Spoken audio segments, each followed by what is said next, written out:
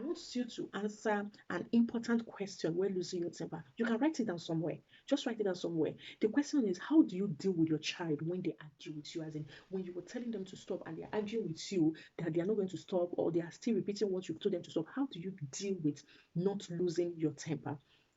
Please, someone may be in the comment section waiting for your response. Just reply. Just drop your comment in the comment section, because you don't know who you'll be helping out there.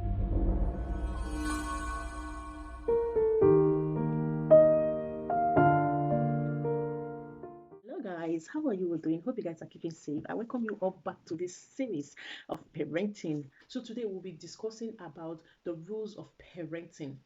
The rules of parenting. Everything in this life has rules and regulations. So it's also parenting. And what are those rules of parenting?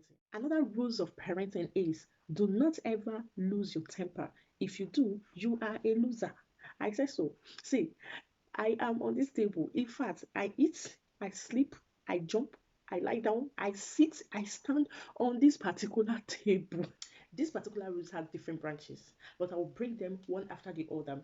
I will probably finish, I will probably want to cover everything up on this episode, or if it's too long, I shift it to another episode. But I really want to cover everything on this particular rule, because it is very, very important to us as parents. Now, do not lose your temper. If you do, you are a loser. Temper is where I say I am on the table. I lie down, I do everything on this table, because sometimes I lose my temper at my children and I shout at them, especially when they are disturbing, when I'm doing something serious that I don't want them to disturb me, or when they are doing something and I tell them to stop. Since that my daughter of 2 years and 10 months, all of a sudden she started behaving, sometimes started behaving like me, always shouting at her elder brother or at me. When she does something and I speak to her calmly, you will see my daughter shouting back at me, pointing at me, and even to her elder brother. She thinks this is normal. To her, it is normal because she has seen me several times do this. So she feels that it is normal. So she's always surprised when I tell her, stop, you don't shout at me, you don't point at me. She's always like, maybe in her head, she will like, but you do it too.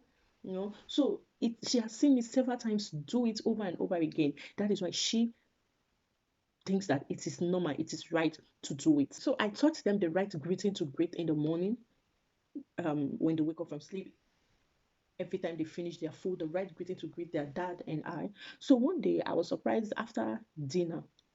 They greeted their dad. I too greeted my husband, and the next thing I want to hear is, "Daddy, tell me thanks, sir." And I was like, the father was like, "I don't understand, madam. What is that?" And she repeated it again. She said, "Daddy, tell me thanks, sir," meaning that the father should also tell her thanks, sir. So, so I just started laughing, because to her now, okay, I've greeted you, so it is also your responsibility to greet me and tell me thanks, sir. So the father that told her, Choma, thanks, sir. She said, thank you.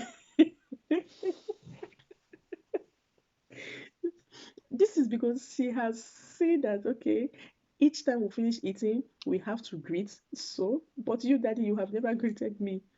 It is also your right to greet me, because we just finished eating. Also greet me. And she went to her elder brother and told her elder brother to also tell her thanks, sir. So jokingly, we all finally greeted her, thanks, sir, thanks, sir. Funny enough, she replied every one of us saying, thank you, thank you.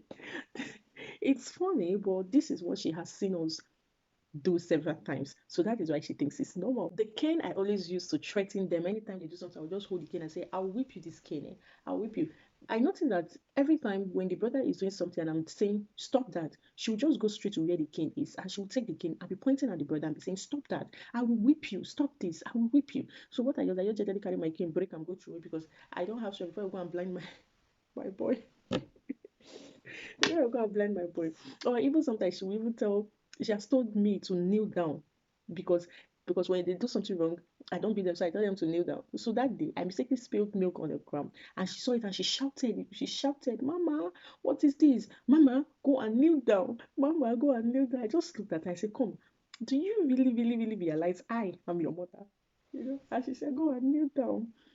So it's funny, but this is exactly, there is nothing that she did that I have not done. She learned them from me. So these are the things that I do. These are the things that I tell them. And she has started practicing them. And for me, for her to stop, I have to stop. She has to say me stop doing those things for her to stop.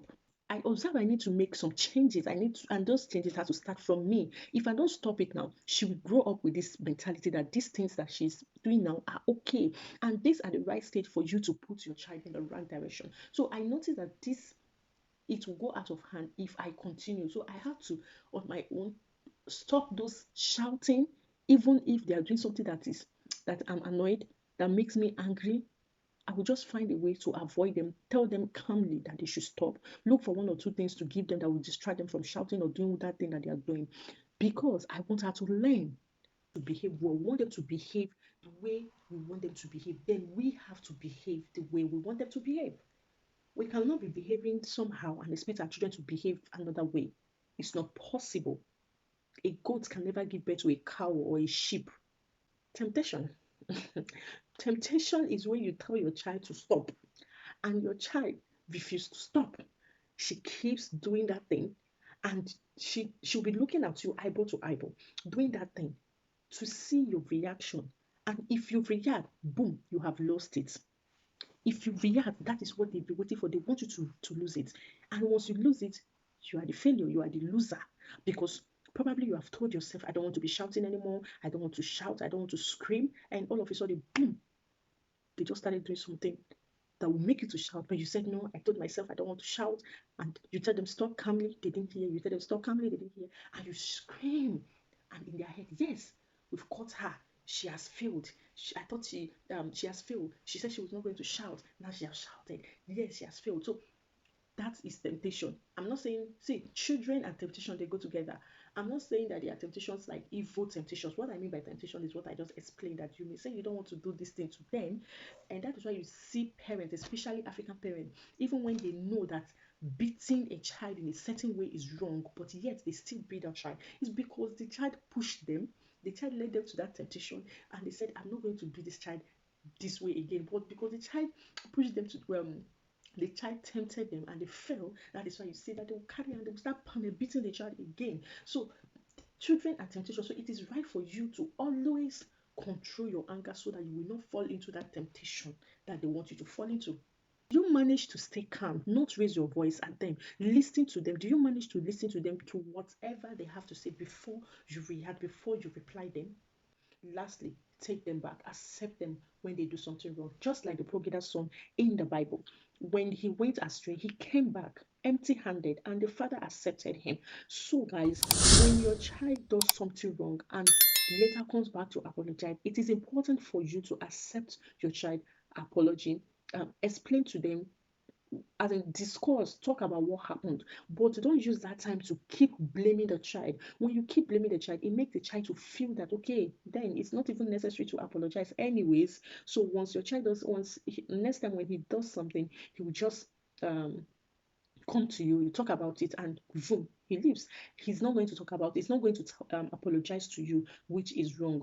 It is not the time for you to say, go, go, go, I don't want to see your face. It is a time for you to bring that child closer to yourself. It is a time for you to explain to that child that what he or she did is wrong in a lovely way. You correct them with love.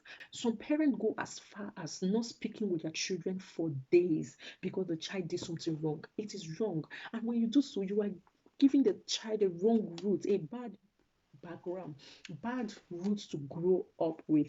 And that is why you see that some children will now grow up, become somebody's husband, become somebody's wife. And when every little argument they have with their spouse, they start keeping malice with their spouse. They won't speak with their spouse. Some people don't even speak with their spouse for 1 month. This is because you have laid a bad foundation for them, and it is wrong. It is very, very wrong. So, guys, I hope you enjoyed it. Rules of parenting, and I urge all parents to please apply these rules. It will help for a better tomorrow. See you guys in my next video, and bye for now. Bye bye.